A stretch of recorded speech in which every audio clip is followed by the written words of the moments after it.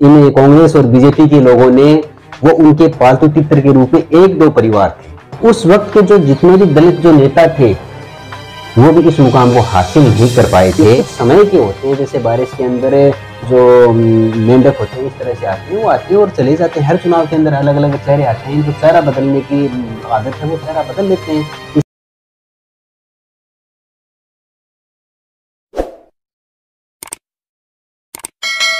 नमस्कार साथियों, BBN India YouTube channel पर आपका बहुत बहुत स्वागत है। आज हम बहुजन समाज पार्टी की सुप्रीमो बहन कुमारी मायावती के जीवन परिचय के बारे में पूरा विस्तार से जानेंगे कि किस तरह से एक दलित समाज की बेटी एक अर्श से उठकर आज उत्तर प्रदेश की मुख्यमंत्री बनने तक का सफर उनका कैसा रहा। इस पर चर्चा करने के लिए आज हमारे साथ स्टूडियो में मौजूद है धर्म सिंह तनान, जो कि बहुजन समाज पार्टी राजस्थान के प्रदेश सचिव भी हैं। जी सर, आपका हमारे स्टूडियो में बहुत बहुत स्वागत है। जय मैं सर आपसे जानना चाहूंगा कि जो मायावती जी का जीवन है वो स्टार्टअप से कैसा रहा? क्या वो उनका जो पॉलिटिकल बैकग्राउंड था वो स्टार्टअप से ही वो राजनीति से जुड़ी हुई थी या नहीं सर? देखिए, बहुजन समाज पार्टी का गठन 1984 को हुआ था, 14 अप्रैल 1984 को हुआ था। और उससे पहले बहन जी का ही नहीं बल्कि इस दलित समाज के लोगों का कोई राजनीतिक बैकग्राउंड नहीं था। एक दो व्यक्ति ऐसे थे जिन लोगों को बाबा साहब के बाद में लोगों तैयार किया था।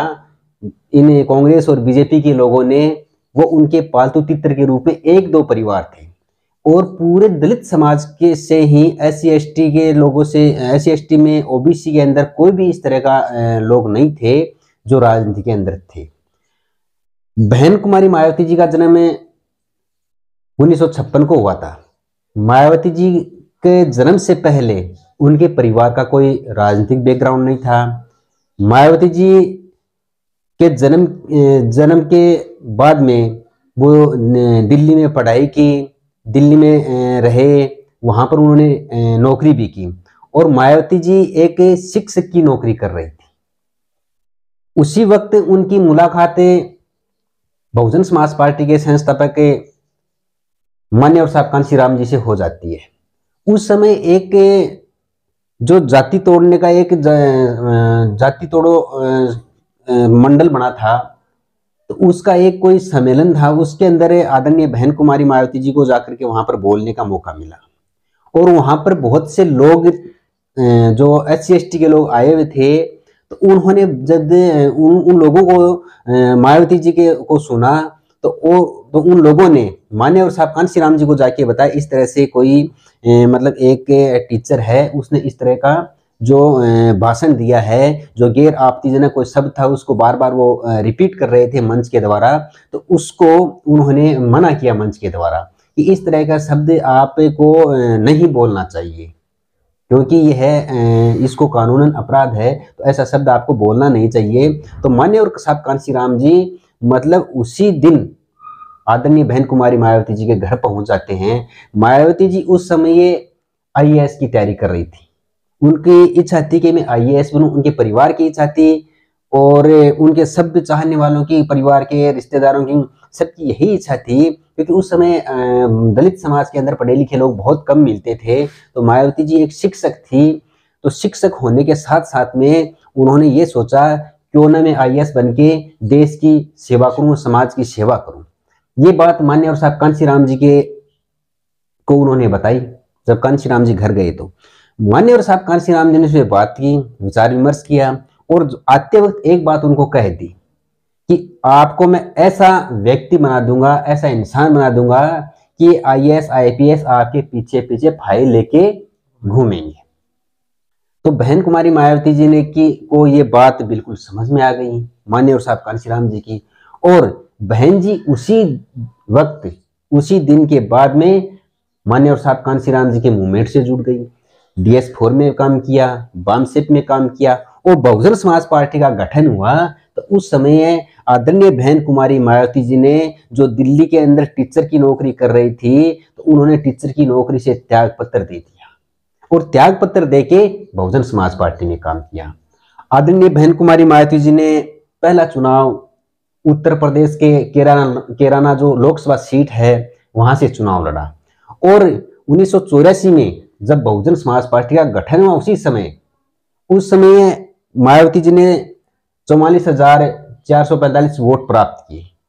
जो उस वक्त के जो जितने भी दलित जो नेता थे वो भी इस मुकाम को हासिल नहीं कर पाए थे, क्योंकि उस समय जो रिपब्लिकन पार्टी थी जिसको बाबा साहब की कर्मस्थली महाराष्ट्र के अंदर थी, वहां के जो लीडर थे उनके भी इतने वोट नहीं आ रहे थे। तो मायावती जी ने सबको इतने वोट ला करके सबको चौंका दिया। माननीय और साहब कांशीराम जी पूरे देश के अंदर बहुजन समाज पार्टी को खड़ा करने के लिए घूम रहे थे, और इसके साथ साथ में बहुजन समाज पार्टी को मूवमेंट को आगे बढ़ाने के लिए पूरे देश के लोगों को साथ लेकर के घूम रहे थे। उत्तर प्रदेश एक ऐसा प्रदेश था जहां पर सबसे ज्यादा गुंडागर्दी होती थी, सबसे ज्यादा बदमाशियां होती थी, सबसे ज्यादा एट्रोसिटी होती थी, जुर्म जातियों में एक नंबर था।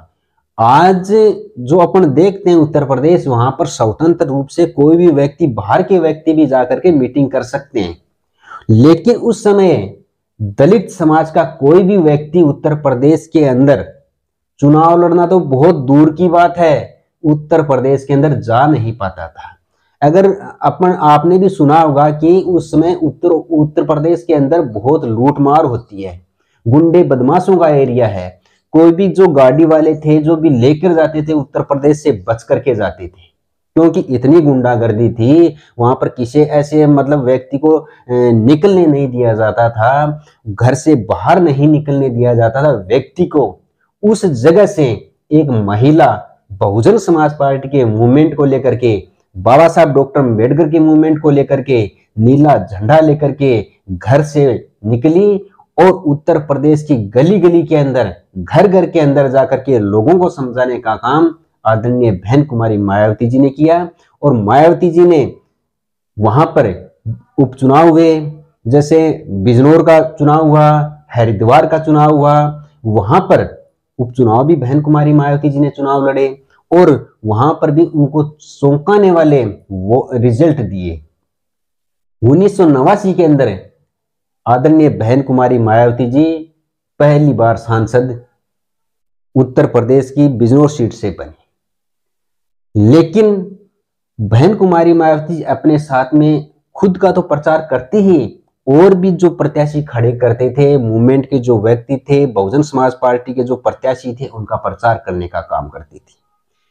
बहुजन समाज पार्टी के पास साधन नहीं थे, वहां पर जो साधन संपन्न जो पार्टियां थी, भारतीय जनता पार्टी थी, कांग्रेस थी, और कितने वहां पर देश के प्रधानमंत्री थे। वहां से जो देश के प्रथम प्रधानमंत्री हैं पंडित जवाहरलाल नेहरू वहां से थे, इंदिरा गांधी वहां से थी, लाल बहादुर शास्त्री वहां से थे, आपके चरण सिंह जी वहां से थे, बीपी सिंह आपके वहां से थे, कितने प्रधानमंत्री वहां से बने, अटल बिहारी वाजपेयी जी वहां से बने, और आज जो प्रधानमंत्री बने नरेंद्र जी मोदी, वो भी उत्तर प्रदेश की लोकसभा सीट वाराणसी से चुनाव लड़ करके देश के प्रधानमंत्री बने। सबसे ज्यादा प्रधानमंत्री देने का काम किया तो उत्तर प्रदेश ने किया। उन लोगों के सामने बहन कुमारी मायावती जी, माननीय और साहब कांशीराम जी मिलकर के मूवमेंट का काम आगे बढ़ाया, और वहां पर गांव गांव गली गली के अंदर बीएसपी को मूवमेंट को आगे बढ़ाया, और वहां बीएसपी का वोट प्रतिशत बढ़ने लगा। बीएसपी के लोग जो बाबा साहब डॉक्टर अम्बेडकर की विचारधारा को मानने वाले लोग थे, वो विधानसभा और लोकसभा में पहुंचने लगे, और वहां से कई सांसद जीतने का काम किया। मूवमेंट आगे बढ़ा, और वहीं से उत्तर प्रदेश के जो क्षेत्र थे, वहीं से जो ऐसे ऐसे जो शख्सियत थी जो देश की राजनीति को प्रभावित करती थी, वो लोग भी वहीं से उत्तर प्रदेश से थे।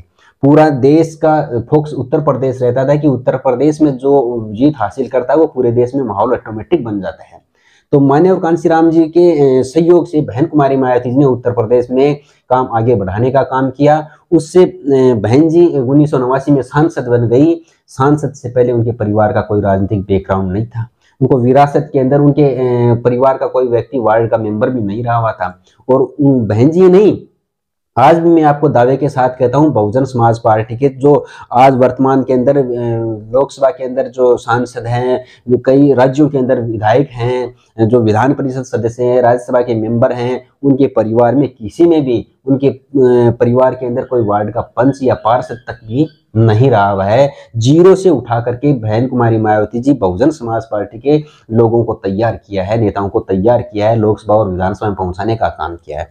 1989 के बाद में चुनाव जो 1995 के अंदर वहां पर जो चुनाव होते हैं विधानसभा के, उसमें सपा और बसपा का गठबंधन होता है और उस गठबंधन के आधार पर चुनाव लड़े जाते हैं। तो बहुजन समाज पार्टी पहली बार वहां पर सरकार बनाने में सफल हो जाती है और 3 जून 1995 को आदरणीय बहन कुमारी मायावती जी उत्तर प्रदेश, जो देश का सबसे बड़ा प्रदेश है, उसकी मुख्यमंत्री बनने का कार्य करती है।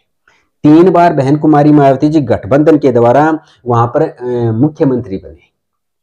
उसके बाद में 1997 के अंदर बहन जी उत्तर प्रदेश की मुख्यमंत्री बनी। 2003 के अंदर भी बहन कुमारी मायावती जी गठबंधन के आधार पर उत्तर प्रदेश की मुख्यमंत्री बनी, जो दलित समाज की पहली महिला मुख्यमंत्री बनने का काम गौरव प्राप्त किया।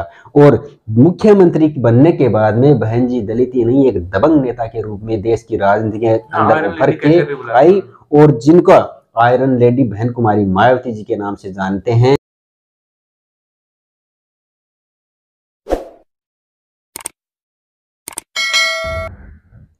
जिस तरह से जो बहुजन समाज है उनमें अलग अलग संगठन बन रहे हैं बाबा साहब के नाम पर, जो अन्य राजनीतिक पार्टियां हैं वह भी बाबा साहब का खूब नाम इस्तेमाल कर रही हैं, कहती हैं हम बहुजन समाज के हितैषी हैं। इन सब के बीच आप जो बहुजन समाज पार्टी है, इनका क्या भविष्य देखते हैं सर आने वाले चुनाव में? देखिए, ये समय समय पर भारतीय जनता पार्टी और कांग्रेस के जो लोग हैं, जो इस समाज को डिस्टर्ब करने के लिए अपने बीच में जो नेता भेजते रहते हैं, ये ऐसा पहले भी हुआ है। माननीय और साहब कांशीराम जी के समय भी हुआ है, बाबा साहब डॉक्टर अम्बेडकर के समय भी ऐसा हुआ है। लोगों को भेजने का काम किया, उनको प्रायोजित किया जाता है और वो प्रायोजित करके उन लोगों को उनके बीच में भेजते हैं। बहन जी के बीच में भी भेजने का काम किया था। बहुत से नेता थे, किन-किन का नाम मैं आपको गिनाऊँ, लेकिन इनका कोई औचित्य नहीं, जो औचित्य रहता ही नहीं है। ये कुछ समय के होते हैं, जैसे बारिश के अंदर जो मेंढक होते हैं, इस तरह से आते हैं, वो आते हैं और चले जाते हैं। हर चुनाव के अंदर अलग अलग चेहरे आते हैं, इनको चेहरा बदलने की आदत है, वो चेहरा बदल लेते हैं, इसमें कोई इस तरह का है नहीं। लेकिन बहुजन समाज पार्टी के पास में आज एक बहुत बड़ी टीम है। आदरणीय बहन कुमारी मायावती जी हैं, जिनके नेतृत्व के अंदर अंदर बहुत से ऐसे वर्कर हैं जो काम करते हैं। बहन जी 2003 के अंदर जब पार्टी की राष्ट्रीय अध्यक्ष बनी थी, उस समय माननीय और साहब कांशीराम जी जो बीमार थे, बीमारी की हालत के अंदर बहन जी ने जो पार्टी की बागडोर अपने हाथों में ली थी, उस समय ये तो बहुत मतलब संघर्ष बहन जी को करना पड़ा था। बीएसपी के पूरे जो खाते थे उनको सील कर गया था। जो उस समय की सरकार थी, उसने ईडी के छापे मरवाए थे।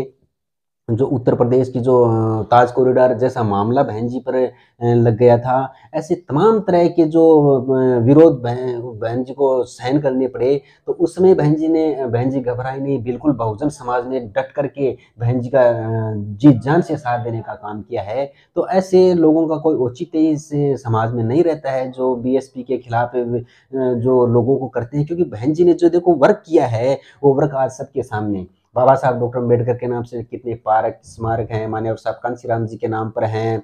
वहाँ पर SC ST के जो बैकलॉग जो उन्होंने किया है, तो और इतना ही नहीं, वहाँ पर SC ST के हर जिले के अंदर हॉस्टल बनाने का काम किया है बहन जी ने। वहाँ पर विश्व विख्यात जो विश्वविद्यालय बनाने का काम किया है, मेडिकल कॉलेज जो बहन जी ने बनाने का काम किया है। गंगा एक्सप्रेसवे, नोएडा एक्सप्रेसवे जैसी हाईवे बनाने का काम बहन जी ने किया है। टीचर्स की जो भर्ती है वो है, कांस्टेबल की भर्ती है वो है। ऐसे तमाम तरह के बहुत से जो कार्य हैं जो बहन जी ने वहाँ पर किए हैं। जनता का विश्वास उन्होंने जीतने का काम किया है। गांव में जो दलित आबादी वाले ऐसे जो गांव थे, उनको अम्बेडकर ग्राम घोषित करके जो 5 तरह की जो भौतिक सुख सुविधाएं हैं, जल की है, वहाँ पर बिजली की है, स्वास्थ्य की है, इस तरह की जो सड़क है, नाली है, इस तरह की जो सुविधाएं, जो शिक्षा की है, बहन जी ने जो किया है वो सबके सामने है। और उत्तर प्रदेश की तकदीर बदलने का काम बहन कुमारी मायावती जी ने वहाँ पर किया है। आप देखोगे उत्तर प्रदेश जाकर के, पहले के उत्तर प्रदेश को देखना और बहन जी के शासनकाल का जो उत्तर प्रदेश था उसको देखना, गुंडे बदमाशी जो उन पर लगाम लगने का काम था, जो खेती करते थे किसान, जो खेती करते थे वहाँ पर वो जब खेती घर पर जो ले जाने का वक्त होता था उस समय उनके फसल को ये गुंडे बदमाश जो चंबल के डाकू थे वो ले जाते थे, लूट करके ले जाते थे। उन पर लगाम लगाने का काम अगर किसी ने किया है तो आदरणीय बहन कुमारी मायावती जी ने किया है। और बहन जी के पास में ऐसी टीम कार्यकर्ताओं की है जिन्होंने घर बार छोड़ करके इस मूवमेंट में लगे हैं। आज बीएसपी के 20 से अधिक स्टेटों के अंदर बीएसपी के खुद के ऑफिस हैं। जो ये चिल्लाते हैं इनके पास क्या है?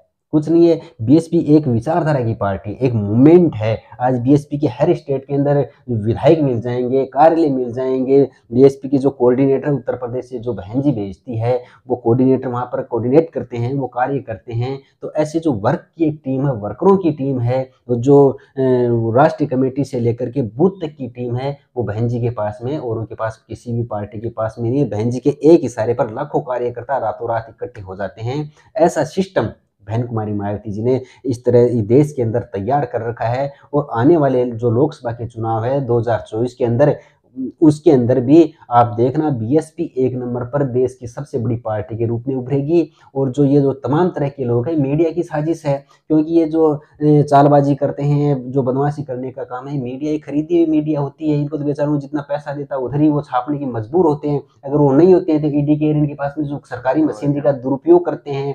क्योंकि अभी आपने देखा होगा कि मुस्लिम समाज का जिस तरह से बहुजन समाज पार्टी के अंदर जुड़ने का जो सिलसिला चल रहा है उसको रोकने के लिए उन्होंने ईडी का इस्तेमाल किया। उत्तर प्रदेश के अंदर आपने देखा जो सांसद जी के ऊपर छापेमारी का काम किया, वहाँ जो एमएलसी थे जो उन पर छापा मारा गया था। जो यहाँ पर राजस्थान के अंदर आपने देखा इमरान खान जो प्रदेश के कमेटी के जो महासचिव हैं हमारे, उनके ऊपर भी छापे मारने का काम इन्होंने किया है। तो इन तमाम तरह के जो ये सरकारी मशीन का दुरुपयोग है इससे कुछ होने वाला नहीं है। जनता सब समझदार है और ईंट का जवाब पत्थर से देने का काम ये बहुजन समाज करेगा। बहन कुमारी मायावती जी के नेतृत्व में इस देश के अंदर बहुजन समाज पार्टी की सरकार बनेगी। और बहन जी ने जन्मदिन पर अब की बार ये ऐलान भी करेंगे कि 50% युवाओं को आगे बढ़ाने के लिए बहन जी बार बार प्रयास कर रही है और इस जन्मदिन से ये युवाओं को मौका देने का भी काम करेंगी। वैसे तो आकाश आनंद जी के नेतृत्व में बहुत से युवा बीएसपी के अंदर जुड़ रहे हैं, क्योंकि आकाश जी पूरे देश को कोऑर्डिनेट कर रहे हैं। तो उनके नेतृत्व में भी जुड़ने का काम बहुत सारे युवा है वो करेंगे।